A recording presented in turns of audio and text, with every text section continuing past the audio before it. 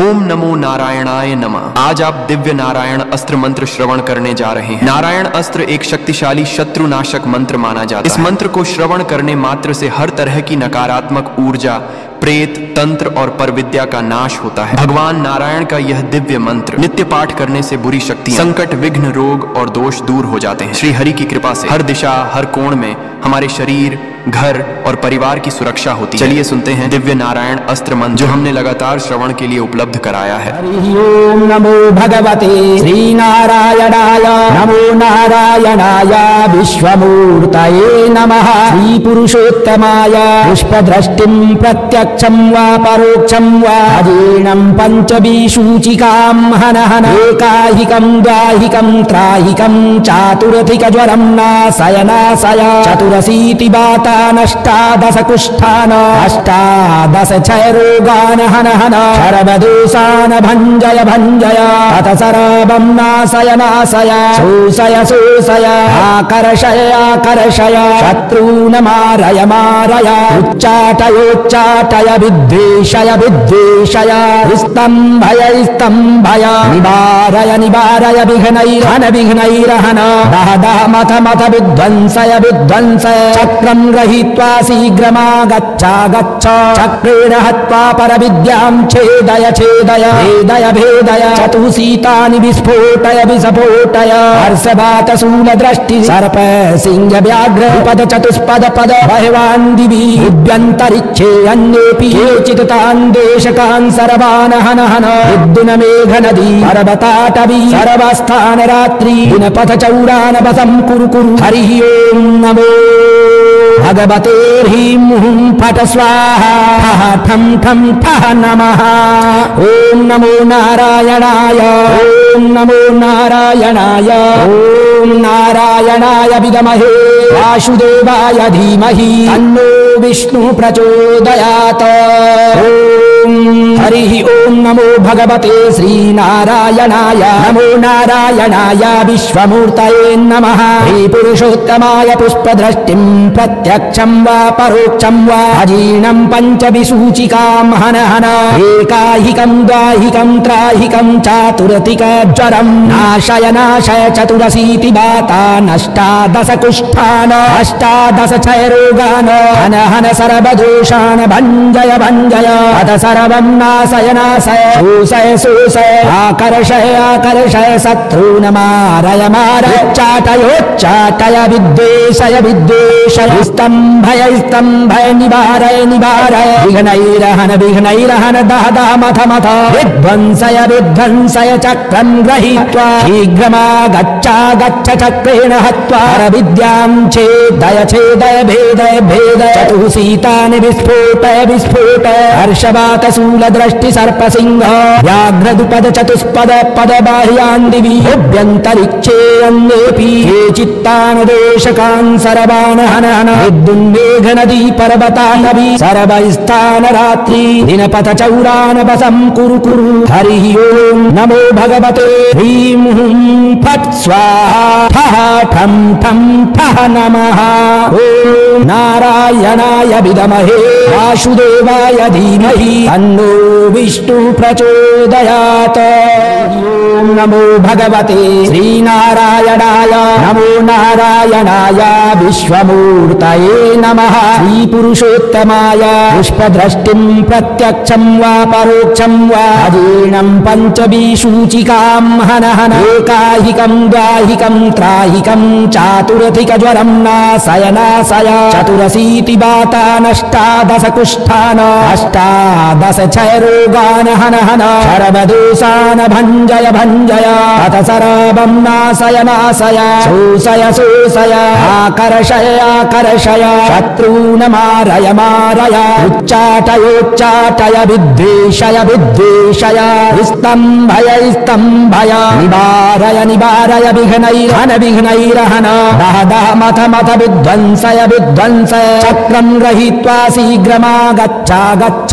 चक्रेण हत्वा परविद्यां छेदय छेदय भेदय भेदय चतुसीतानि विस्फोटय विस्फोटय हर्षवातशूलदृष्टि सर्प सिंह व्याघ्र पद चतुष्पद पद बह्वान् दिवि दिव्यन्तरिक्षे अन्येऽपि केचित् तान् देशकान् सर्वान् हन हन विद्युन मेघ नदी पर्वताटवी सर्वस्थान रात्रि दिनपथ चौरान वसं कुरु कुरु हरिः ओं नमो भगवते ह्रीं हुं फट स्वाहा फः ठं ठं फः नमः ॐ नमो नारायणाय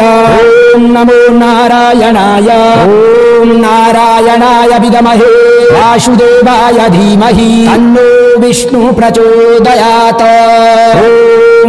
हरिः ओं नमो भगवते श्रीनारायणाय नमो नारायणाय विश्वमूर्तये नमः श्रीपुरुषोत्तमाय पुष्पदृष्टिं प्रत्यक्षं वा परोक्षं वा अजीर्णं पञ्चविसूचिकां हन हन एकाहिकं द्वाहिकं त्राहिकं चातुरतिकज्वरं नाशय नाशय चतुरशीति वाता नष्टादश कुष्ठान अष्टादश क्षयरोगान् हन हन सर्वदोषान् भञ्जय भञ्जय अथ सर्वं नाशय नाशय शोषय शोषय आकर्षय आकर्षय शत्रून् मारय मारय चाटयोच्चाटय विद्वेषय विद्वेषय स्तम्भय स्तम्भय निवारय निवारय विघ्नैरहन विघ्नैरहन दह दह मथ मथ विध्वंसय विध्वंसय चक्रं गृहीत्वा शीघ्रमागच्छ चक्रेण हत्वा विद्यां छेदय छेदय भेदय भेदय चतुसीतानि विस्फोटय विस्फोटय हर्षवातशूलदृष्टि सर्पसिंह व्याघ्रदुपद चतुष्पद पद बाह्यान् दिवि अभ्यन्तरिक्षे अन्येऽपि केचित्तान् देशकान् सर्वान् हन हन विद्युन्मेघ नदी पर्वताटवी सर्वस्थान रात्रि दिनपथ चौरान् वसं कुरु कुरु हरिः ओं नमो भगवते ह्रीं हुं फट् स्वाहा फः ठं ठं फः नमः ॐ नारायणाय विद्महे वासुदेवाय धीमहि तन्नो विष्णु प्रचोदयात् ओं नमो भगवते श्रीनारायणाय नमो नारायणाय विश्वमूर्तये नमः श्रीपुरुषोत्तमाय पुष्पदृष्टिं प्रत्यक्षं वा परोक्षं वा अजीर्णं पञ्चविसूचिकां हन हन एकाहिकं द्वाहिकं त्राहिकं चातुरधिकज्वरं नाशय नाशय चतुरशीति वाता नष्टादश कुष्ठान् अष्टादश क्षयरोगान् हन हन सर्वदोषान् भञ्जय भञ्जय अथ सर्वं नाशय नाशय शोषय शोषय आकर्षय आकर्षय शत्रून् मारय मारय उच्चाटयोच्चाटय विद्वेषय विद्वेषय स्तम्भय स्तम्भय निवारय निवारय विघ्नैरहन विघ्नैरहन दह दह मथ मथ विध्वंसय विध्वंसय चक्रं गृहीत्वा शीघ्रमागच्छ चक्रेण हत्वा परविद्यां छेदय छेदय भेदय भेदय चतुसीतानि विस्फोटय विस्फोटय हर्षवातशूलदृष्टि सर्प सिंह व्याघ्र पद चतुष्पद पद बह्वान् दिवि दिव्यन्तरिक्षे अन्येऽपि केचित् तान् देशकान् सर्वान् हन हन विद्युन मेघ नदी पर्वताटवी सर्वस्थान रात्रि दिनपथ चौरान् वसं कुरु कुरु हरिः ओं नमो भगवते ह्रीं हुं फट स्वाहा फः ठं ठं फः नमः ॐ नमो नारायणाय ॐ नमो नारायणाय ॐ नारायणाय विद्महे वासुदेवाय धीमहि तन्नो विष्णु प्रचोदयात् हरिः ओं नमो भगवते श्रीनारायणाय नमो नारायणाय विश्वमूर्तये नमः श्रीपुरुषोत्तमाय पुष्पदृष्टिं प्रत्यक्षं वा परोक्षं वा अजीर्णं पञ्चविसूचिकां हन हन एकाहिकं द्वाहिकं त्राहिकं चातुरतिकज्वरं नाशय नाशय चतुरशीति वाता नष्टादश कुष्ठान् अष्टादश क्षयरोगान् हन हन सर्वदोषान् भञ्जय भञ्जय अथ सर्वं नाशय नाशय शोषय शोषय आकर्षय आकर्षय शत्रून् मारय मारय चाटयोच्चाटय विद्वेषय विद्वेषय स्तम्भय स्तम्भय निवारय निवारय विघ्नैरहन विघ्नैरहन दह दह मथ मथ विध्वंसय विध्वंसय चक्रं गृहीत्वा शीघ्रमागच्छ चक्रेण हत्वा विद्यां छेदय छेदय भेदय भेदय चतुःसीतानि विस्फोटय विस्फोटय हर्षवातशूल दृष्टि सर्पसिंह व्याघ्रदुपद चतुष्पद पद बाह्यान् दिवि अभ्यन्तरिक्षे अन्येऽपि ये चित्तान् देशकान् सर्वान् हन हन विद्युन्मेघ नदी पर्वतानभि सर्वस्थान रात्रि दिनपथ चौरान् वसं कुरु कुरु हरिः ओं नमो भगवते ह्रीं हुं फट् स्वाहा ठः ठं ठं ठः नमः ॐ नारायणाय विद्महे वासुदेवाय धीमहि तन्नो विष्णुः प्रचोदयात् ॐ नमो भगवते श्रीनारायणाय नमो नारायणाय विश्वमूर्तये नमः श्रीपुरुषोत्तमाय पुष्पदृष्टिं प्रत्यक्षं वा परोक्षं वा अजीर्णं पञ्चविंशूचिकां हन हन एकाहिकं द्वाहिकं त्राहिकं चातुरधिकज्वरं नाशय नाशय चतुरशीति वाता नष्टादश कुष्ठान अष्टादश क्षयरोगान् हन हन सर्वदोषान् भञ्जय भञ्जय अथ सर्वं नाशय नाशय शोषय शोषय आकर्षय आकर्षय शत्रून् मारय मारय उच्चाटयोच्चाटय विद्वेषय विद्वेषय स्तम्भय स्तम्भय निवारय निवारय विघ्नैरहन विघ्नैरहन दह दह मथ मथ विध्वंसय विध्वंसय चक्रं गृहीत्वा शीघ्रमागच्छ गच्छ चक्रेण हत्वा परविद्यां छेदय छेदय भेदय भेदय चतुःसीतानि विस्फोटय विस्फोटय हर्षवातशूल दृष्टि सर्प सिंह व्याघ्र पद चतुष्पद पद बह्वान् दिवि अभ्यन्तरिक्षे अन्येऽपि केचित् तान् देशकान् सर्वान् हन हन विद्युन्मेघ नदी पर्वताटवी सर्वस्थान रात्रि दिनपथ चौरान् वसं कुरु कुरु हरिः ओं नमो भगवते ह्रीं हुं फट् स्वाहा ठं ठं ठः नमः ॐ नमो नारायणाय ॐ नमो नारायणाय ॐ नारायणाय विद्महे वासुदेवाय धीमहि तन्नो विष्णुः प्रचोदयात् ॐ हरिः ओं नमो भगवते श्रीनारायणाय नमो नारायणाय विश्वमूर्तये नमः श्रीपुरुषोत्तमाय पुष्पदृष्टिं प्रत्यक्षं वा परोक्षं वा अजीर्णं पञ्चविंशूचिकां हन हन एकाहिकं द्वाहिकं त्राहिकं चातुरधिकज्वरं नाशय नाशय चतुरशीति वाता नष्टादश कुष्ठान् अष्टादश क्षयरोगान् हन हन सर्वदोषान् भञ्जय भञ्जय अथ सर्वं नाशय नाशय शोषय शोषय आकर्षय आकर्षय शत्रून् मारय मारय चाटयोच्चाटय विद्वेषय विद्वेषय स्तम्भय स्तम्भय निवारय निवारय विघ्नैरहन विघ्नैरहन दह दह मथ मथ विध्वंसय विध्वंसय चक्रं गृहीत्वा शीघ्रमागच्छ चक्रेण हत्वा विद्यां छेदय छेदय भेदय भेदय चतुःसीतानि विस्फोटय विस्फोटय हर्षवातशूल दृष्टि सर्पसिंह व्याघ्रदुपद चतुष्पद पद बाह्यान् दिवि अभ्यन्तरिक्षे अन्येऽपि ये चित्तान् देशकान् सर्वान् हन हन विद्युन्मेघ नदी पर्वतानभि सर्वस्थान रात्रि दिनपथ चौरान् वसं कुरु कुरु हरिः ओं नमो भगवते ह्रीं हुं फट् स्वाहा ठः ठं ठं ठः नमः ॐ नारायणाय विद्महे वासुदेवाय धीमहि तन्नो विष्णुः प्रचोदयात् ॐ नमो भगवते श्रीनारायणाय नमो नारायणाय विश्वमूर्तये नमः श्रीपुरुषोत्तमाय पुष्पदृष्टिं प्रत्यक्षं वा परोक्षं वा अजीर्णं पञ्चविंशूचिकां हन हन एकाहिकं द्वाहिकं त्राहिकं चातुरधिकज्वरं नाशय नाशय चतुरशीति वाता नष्टादश कुष्ठान् अष्टादश क्षयरोगान् हन हन सर्वदोषान् भञ्जय भञ्जय भञ्जय अथ शराबं नाशय नाशय शोषय शोषय आकर्षय आकर्षय शत्रून् मारय मारय उच्चाटयोच्चाटय विद्वेषय विद्वेषय स्तम्भय स्तम्भय निवारय निवारय विघ्नैरहन विघ्नैरहन दह दह मथ मथ विध्वंसय विध्वंसय चक्रं गृहीत्वा शीघ्रमागच्छ गच्छ चक्रेण हत्वा परविद्यां छेदय छेदय भेदय भेदय चतुसीतानि विस्फोटय विस्फोटय हर्षवातशूलदृष्टि सर्प सिंह व्याघ्र पद चतुष्पद पद बह्वान् दिवि उभ्यन्तरिक्षे अन्येऽपि केचित् तान् देशकान् सर्वान् हन हन विद्युन मेघ नदी पर्वताटवी सर्वस्थान रात्रि दिनपथ चौरान वसं कुरु कुरु हरिः ओं नमो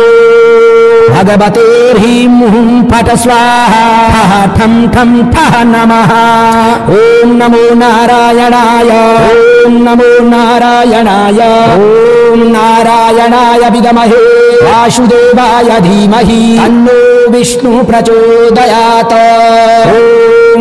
हरिः ओं नमो भगवते श्रीनारायणाय नमो नारायणाय विश्वमूर्तये नमः श्रीपुरुषोत्तमाय पुष्पदृष्टिं प्रत्यक्षं वा परोक्षं वा अजीर्णं पञ्चविसूचिकां हन हन एकाहिकं द्वाहिकं त्राहिकं चातुरतिकज्वरं नाशय नाशय चतुरशीति वाता नष्टादश कुष्ठान अष्टादश क्षयरोगान् हन हन सर्वदोषान् भञ्जय भञ्जय अथ सर्वं नाशय नाशय शोषय शोषय आकर्षय आकर्षय शत्रून् मारय मारय उच्चाटयोच्चाटय विद्वेषय विद्वेषय स्तम्भय स्तम्भय निवारय निवारय विघ्नैरहन विघ्नैरहन दह दह मथ मथ विध्वंसय विध्वंसय चक्रं गृहीत्वा शीघ्रमागच्छ गच्छ चक्रेण हत्वा परविद्यां छेदय छेदय भेदय भेदय चतुसीतानि विस्फोटय विस्फोटय हर्षवातशूलदृष्टि सर्पसिंह व्याघ्रदुपद चतुष्पद पद बाह्यान् दिवि उभ्यन्तरिक्षे अन्येऽपि केचित्तान् देशकान् सर्वान् हन हन विद्युन्मेघ नदी पर्वतानवी सर्वस्थान रात्रि दिनपथ चौरान् वसं कुरु कुरु हरिः ओं नमो भगवते ह्रीं हुं फट् स्वाहा ठः ठं ठं ठः नमः ॐ नारायणाय विद्महे वासुदेवाय धीमहि तन्नो विष्णुः प्रचोदयात् ओं नमो भगवते श्रीनारायणाय नमो नारायणाय विश्वमूर्तये नमः श्रीपुरुषोत्तमाय पुष्पदृष्टिं प्रत्यक्षं वा परोक्षं वा अजीर्णं पञ्चविसूचिकां हन हन एकाहिकं द्वाहिकं त्राहिकं चातुरधिकज्वरं नाशय नाशय चतुरशीति वाता नष्टादश कुष्ठान् अष्टादश क्षयरोगान् हन हन सर्वदोषान् भञ्जय भञ्जय अथ शराबं नाशय नाशय शोषय शोषय आकर्षय आकर्षय शत्रून् मारय मारय उच्चाटयोच्चाटय विद्वेषय विद्वेषय स्तम्भय स्तम्भय निवारय निवारय विघ्नैरहन विघ्नैरहन दह दह मथ मथ विध्वंसय विध्वंसय चक्रं गृहीत्वा शीघ्रमागच्छ गच्छ चक्रेण हत्वा परविद्यां छेदय छेदय भेदय भेदय चतुसीतानि विस्फोटय विस्फोटय हर्षवातशूलदृष्टि सर्प सिंह व्याघ्र पद चतुष्पद पद बह्वान् दिवि उभ्यन्तरिक्षे अन्येऽपि केचित् तान् देशकान् सर्वान् हन हन विद्युन मेघ नदी पर्वताटवी सर्वस्थान रात्रि दिनपथ चौरान् वसं कुरु कुरु हरिः ओं नमो भगवते ह्रीं हुं फट् स्वाहा ठं ठं ठः नमः ॐ नमो नारायणाय ॐ नमो नारायणाय ॐ नारायणाय विद्महे वासुदेवाय धीमहि तन्नो विष्णुः प्रचोदयात्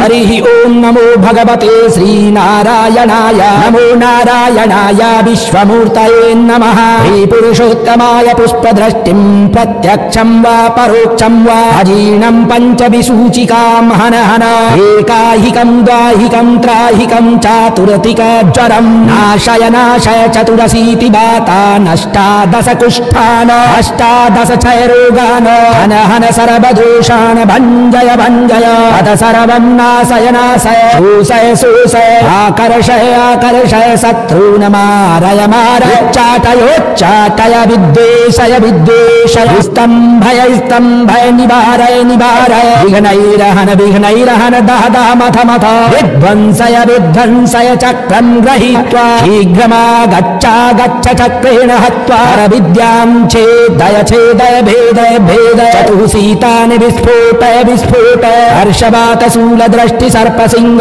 व्याघ्रदुपद चतुष्पद पद बाह्यान् दिवि भुव्यन्तरिक्षे अन्येऽपि ये चित्तान् देशकान् सर्वान् हन हन विद्युन्मेघ नदी पर्वतानभि सर्वस्थान रात्रि दिनपथ चौरान् वसं कुरु कुरु हरिः ओं नमो भगवते ह्रीं हुं फट् स्वाहा ठः ठं ठं ठः नमः ॐ नारायणाय विद्महे वासुदेवाय धीमहि तन्नो विष्णु प्रचोदयात् ॐ नमो भगवते श्रीनारायणाय नमो नारायणाय विश्वमूर्तये नमः श्रीपुरुषोत्तमाय पुष्पदृष्टिं प्रत्यक्षं वा परोक्षं वा अजीर्णं पञ्चविसूचिकां हन हन एकाहिकं द्वाहिकं त्राहिकं चातुरधिकज्वरं नाशय नाशय चतुरशीति वातानष्टादश कुष्ठान अष्टादश क्षयरोगान् हन हन सर्वदोषान् भञ्जय भञ्जय अथ सर्वं नाशय नाशय शोषय शोषय आकर्षय आकर्षय शत्रून् मारय मारय उच्चाटयोच्चाटय विद्वेषय विद्वेषय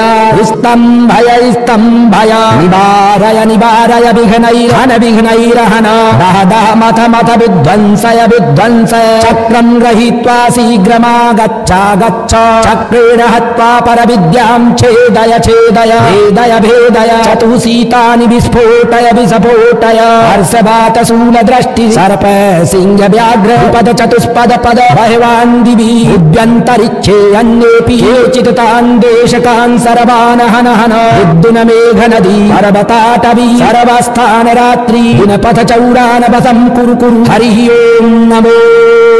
भगवते ह्रीं हुं फट् स्वाहा ठः ठं ठं ठः नमः ॐ नमो नारायणाय ॐ नमो नारायणाय ॐ नारायणाय विद्महे वासुदेवाय धीमहि तन्नो विष्णु प्रचोदयात् हरिः ओं नमो भगवते श्रीनारायणाय नमो नारायणाय विश्वमूर्तये नमः श्रीपुरुषोत्तमाय पुष्पदृष्टिं प्रत्यक्षं वा परोक्षं वा अजीर्णं पञ्चविसूचिकां हन हन एकाहिकं द्वाहिकं त्राहिकं चातुरधिकज्वरं नाशय नाशय चतुरशीति वातानष्टादश कुष्ठान् अष्टादश क्षयरोगान् हन हन सर्वदोषान् भञ्जय भञ्जय अथ सर्वं नाशय नाशय शोषय शोषय आकर्षय आकर्षय शत्रून् मारय मारय चाटयोच्चाटय विद्वेषय विद्वेषय स्तम्भय स्तम्भय निवारय निवारय विघ्नैरहन विघ्नैरहन दह दह मथ मथ विध्वंसय विध्वंसय चक्रं गृहीत्वा शीघ्रमागच्छा गच्छ चक्रेण हत्वा विद्यां छेदय छेदय भेदय भेदय चतुःसीतानि विस्फोटय विस्फोटय हर्षवात शूलदृष्टि सर्पसिंह व्याघ्रदुपद चतुष्पद पद बाह्यान् दिवि भुव्यन्तरिक्षे अन्येऽपि ये चित्तान् देशकान् सर्वान् हन हन विद्युन्मेघ नदी पर्वतानभि सर्वस्थान रात्रि दिनपथ चौरान् वसं कुरु कुरु हरिः ओं नमो भगवते ह्रीं हुं फट् स्वाहा ठः ठं ठं ठः नमः ॐ नारायणाय विद्महे वासुदेवाय धीमहि तन्नो विष्णु प्रचोदयात् ॐ नमो भगवते श्रीनारायणाय नमो नारायणाय विश्वमूर्तये नमः श्रीपुरुषोत्तमाय पुष्पदृष्टिं प्रत्यक्षं वा परोक्षं वा अजीर्णं पञ्चविसूचिकां हन हन एकाहिकं द्वाहिकं त्राहिकं चातुरधिकज्वरं नाशय नाशय चतुरशीति बातानष्टादश कुष्ठान अष्टादश क्षयरोगान हन हन शरवदोषान भञ्जय भञ्जय अथ सर्वं नाशय नाशय शोषय शोषय आकर्षय आकर्षय शत्रून् मारय मारय उच्चाटयोच्चाटय विद्वेषय विद्वेषय स्तम्भय स्तम्भय निवारय निवारय विघ्नैर्हन विघ्नैर्हन दह दह मथ मथ विध्वंसय विध्वंसय चक्रं गृहीत्वा शीघ्रमागच्छ गच्छ चक्रेण हत्वा परविद्यां छेदय छेदय भेदय भेदय चतुशीतानि विस्फोटय विस्फोटय हर्षवातशूलदृष्टि सर्प सिंह व्याघ्र पद चतुष्पद पद बह्वान् दिवि उद्यन्तरिक्षे अन्येऽपि केचित् तान् देशकान् सर्वान् हन हन विद्युन मेघ नदी पर्वताटवी सर्वस्थान रात्रि दिनपथ चौरान वसं कुरु कुरु हरिः ओं नमो भगवते ह्रीं हुं फट स्वाहा ठं ठं ठः नमः ओं नमो नारायणाय ओं नमो नारायणाय ओं नारायणाय विद्महे वासुदेवाय धीमहि तन्नो विष्णु प्रचोदयात्